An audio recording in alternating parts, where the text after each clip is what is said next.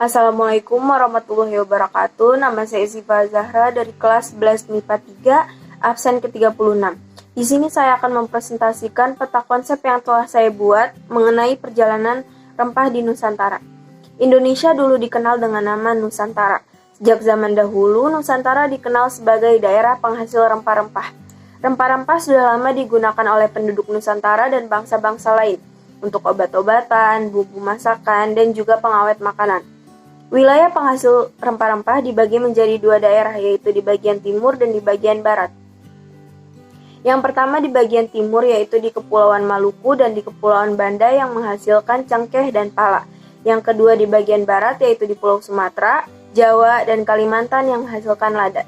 Emporium atau pusat perdagangan terbesar pada masa itu, yaitu Malaka. Malaka adalah tempat bertemunya perdagangan Nusantara seperti Banten, Makassar, Banda, dan Ternate. Tingginya harga rempah di pasar dunia mendorong bangsa Eropa untuk membeli komoditas itu langsung dari daerah asalnya. Penjelajah Eropa menemukan jalur ke Nusantara dengan memutari Afrika melalui Tanjung Harapan. Bangsa Eropa yang pertama tiba di Nusantara adalah Portugis pada tahun 1510 dan pada tahun 1511 dipimpin oleh Alfonso. Kemudian Portugis menaklukkan Malaka dan memonopoli perdagangan yang ada di sana. Para pedagang tidak lagi berdagang bebas dan akhirnya pindah ke pedagang lain, diantaranya adalah Aceh yang terletak di ujung Pulau Sumatera. Timur Nusantara, pusat perdagangan terletak di Pelabuhan Makassar. Awal abad ke-17 merupakan masa kejayaan bagi wilayah ini. Di pesisir Jawa, Banten menjadi perdagangan lada dan berkembang menjadi pusat pelabuhan terbesar di sana. Wilayah ini disinggahi oleh para pedagang dari Jawa, Arab, dan Cina. Tidak hanya memproduksi sendiri, Banten juga menerima lada dari daerah Bengkulu dan Palembang. Hingga pada abad ke-19, tercatat 135 daerah penghasil lada untuk Banten. Pada tahun 1596, ada 4 kapal ekspedisi dari Belanda yang dipimpin oleh Cornelis de Houtman tiba di Banten.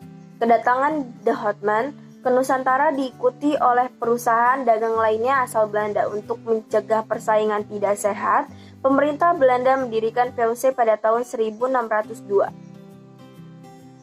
Pada tahun 1605, Komando Stephen van der Hagen menduduki Ambon dan menjadikan sebagai kota penguasa Belanda di Asia Timur.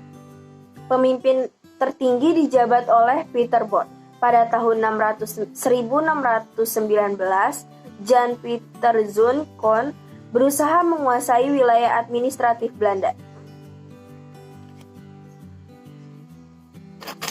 Batavia menjadi titik temu perayaan kompeni di wilayah Asia. Untuk memonopoli perdagangan lada, VOC melakukan berbagai langkah menundukkan Kesultanan Banten termasuk melalui peperangan.